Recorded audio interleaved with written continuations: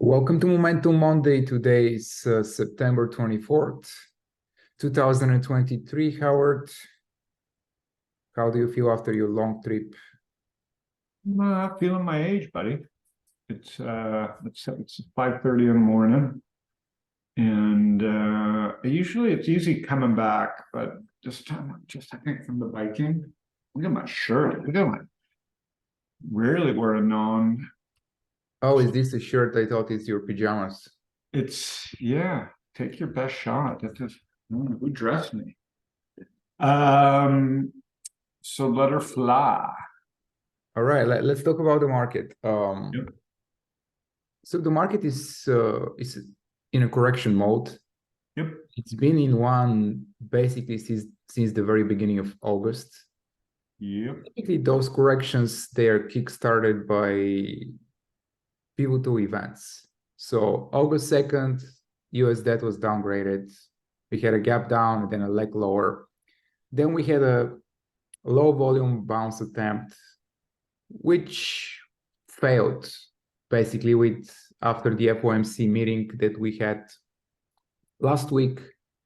The Fed didn't really say anything new. I mean, they didn't raise rates as most expected. They confirmed that rates are going to remain elevated, most likely above 5% for the entire 2024. And it seems the market is finally realizing that the Fed is not bluffing, that the Fed is probably going to keep rates higher for longer. And this is what kind of started another leg of another wave of selling on Wednesday. And as you can see, we finished near the lows of the week on increasing volume. Yeah, we talked about that last week. The red bars are starting to. Yeah, I mean, definitely a lot more red bars than blue bars. Actually, since August, we've had a lot of red bars.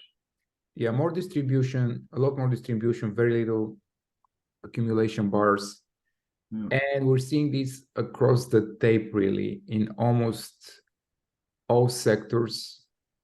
I mean, energy is one of the few exceptions, but even energy is starting to pull back a little bit, and it should be if the market really decides to. Oh yeah, they're not immune, right? Price in a potential recession caused by higher rates for longer. Energy is going to get hit, obviously, as well. But so far, is the only sector still above its 50-day moving average, holding a little bit better, but as if the recent past is a good indicator, anything that really held well up until last week, early last week, kind of crumbled. I mean, we had Google and Amazon were holding really well. Google was my favorite idea, and below 130. And it's holding the best among the FANGs, but still getting weak.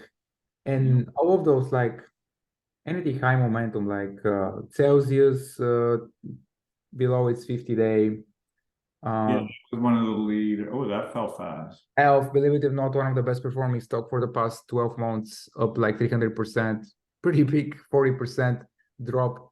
So the S&P is barely, down 3-4%, and you see momentum stocks down 30-40%, which tells you how voting well for. I'd say we're voting well for October. There's a lot of negative sentiment pretty quickly. I think the best indication of this, even though I hate saying it, is the S&P 493, which is up 50% this year, and the S&P 7. The top 7, is up 50% this year. Yeah, the S&P 493 is up 3 or 4% this year. So I think the market has been pricing in these higher rates. I think I talked about it last week with the big 7 is they benefit from high rates because they have high cash balances. So they were borrowing at 1 or 2% for 10 years, and now they're earning 6% risk-free on their mega cash balances. And so if you can make $1 billion in interest while your competitors or smaller companies are struggling or running out of cash, think about the acquisitions. So we're at this weird stage where, they've taught us, Ivan, that, the new bull markets are led, every new bull market is led by different groups, but these mega caps are now media companies, they're now, cloud companies, they're now AI companies, they're now, supply chain companies, chip companies. They kind of do everything. They're integrated, countries and supply chains kind of. And what's happening is they're benefiting. The divergence of that economy helps them relatively more than anybody else. And doesn't mean their stocks won't sell off. Like, don't get me wrong, their stocks can absolutely implode. Like, people just I think people just feel too comfortable in these 7 stocks. But at the same time, even if their stocks implode relatively, they do better because they're earning such high returns on their cash relative to their cashless smaller companies. But at the same time, I don't think it's as bad as everybody thinks. But yeah, you're looking at the Russell there, Ivan. I mean, oof. That is Definitely a lot weaker than the large caps. Look at that relative strength line just for over a year now, just consistent. I mean, the small caps, they're basically what Well, I size see it in startups. for 5 years. You can hear a pin drop in my part of the world. If a company doesn't have traction and is trying to raise money, you can stick a fork in them right now, right? Like, if the founder doesn't know how to go create magic in their team. So think about a small business, right? The banks are closed off, they're not lending. You can't raise money because people can earn 6% risk-free, or they can earn 10, 11% in mortgages or pretty secure private credit. And so why do you need to go aggravate yourself, helping small business? So, and the small business are hurt because wages, right? Like, it's hard to get people to come work. So I thought the S&P 493 was interesting. I think the other interesting thing is every magazine's going to start talking about higher interest rates. So if we pull up the TL, you got the 10 years there. Yeah. You can just put I can guarantee you The Economist, Barron's over the next month will have, Bloomberg Business Week will have huge front page stories about why rates are going to stay higher forever. And so I do think some point over the next month,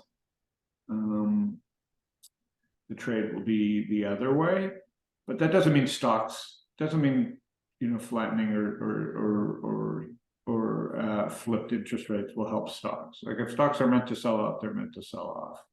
And it's pretty heavy out there. Is there anything working? Almost anything on the short side really is working. I mean, if you just look at, on the long side, there's very few things that I saw. Yeah. So JC brought some up in anything with friends, but home builders rolling over, the stuff that was working, the cruise stuff is rolling over. I mean, anything, especially retail. Let me pull up retail. Well, definitely one of the weakest. This is a monthly, so it's even below its 50 monthly, which is a major bearish territory. And that's with Amazon. We take out Amazon out of that thing. Yeah, if you just go through Target, Macy's. If it wasn't for Walmart and Amazon, this thing would be zero, the index. Yeah, I mean, retail has been really hit hard, and not just retail. I mean, here we have transportation. All of the major sectors are really getting hit pretty hard. Like, outside of the mega cap 7 that you mentioned. Maybe. Like I said, the sentiment though gets bad. Expect everybody to start piling on why we're going to have everybody's looking for a soft landing. I don't know why people have to think about that. Just look at stock prices. Stock prices are definitely feeling the weight of a slowdown. I mean, there's some pockets of a little bit of strength. Like, I mean, Splunk was acquired for 20% premium by Cisco, and probably this will keep some underlying bid for the other what's the weekly Cyber. odds on? That was kind of like, cybersecurity. we're just making fun of it. JC was just making fun of it. Yeah, Is that let's an go over all-time the high? No, long so it's term. been a dog. Long term, not that bad since the IPO. Yeah. Not bad. So, Yeah. read So back. some of the other like Okta and ZS, like these are the other cybersecurity names that, I mean, they're just calling a little bit better than the rest of the market. I'm not saying it's a buy. Obviously, when the market is in correction, it's really hard to make money on the And long run. I talked about it last week. AI and security is like, if you look at Checkpoint, it's an old Israeli CHKP. So Okay. the true security software companies, CHKP, Checkpoint. Oh, Checkpoint. Okay. Checkpoint. Yeah, interesting. So they'll tell up, well, what else is looked up? Cyber, CYBR. Cyber, 1 second. Cyber. So, Yeah, so not that. some of these Um, cyber stocks are going to benefit. it's just a bit. What my friends in Israel were telling me is anytime there's a new platform, whether it's mobile or cloud, now AI, and obviously crypto is one too, just not as big as these big platform launches are very good for cybersecurity because there's more points of attack for cyber. So again, they're a big benefactor from AI. Because now there's all this compute out there that needs to be protected, all these different angles of attack. So that's the one area. It's very interesting. Some of like the old internet tech stocks are holding really well. I don't even know what Dell is doing nowadays. He's just holding their 52-week highs, even more, even all-time highs. I don't know. What's the market cap on that? 51. Let's go back. It's 51. Yeah, so it's not a small company. Dell on people's desks in 100 years. So good for that. Yeah, so that's very interesting. I have to research this. I have no idea what are they offering at this point. I mean, hardware and support. Yeah. But very, very slim pickings in general. When you have so few stocks to choose from on the long side, it's typically not a good idea to chase breakouts. Yes, still anything like nuclear energy related is looking great or holding better. This one, for example, VW, XT, but they're not immune to market correction. Yeah. Okay. Well, we'll keep it short and sweet. You know, new lows are expanding. Yeah, so I'm looking at the SPY, and I think 420 is a really major level for like several reasons. Obviously, it's the 200-day moving average. It's also the year-to-date VWAP, the same level, 420, and also it's exactly the level from where the big summer rally started back in late May. So probably we'll see some support here, at least initially. All right, everybody. I think a quiet week. Happy New Year to my Jewish friends, and Ivan, good to see you. See you, Howard. See you next time. See you, everybody.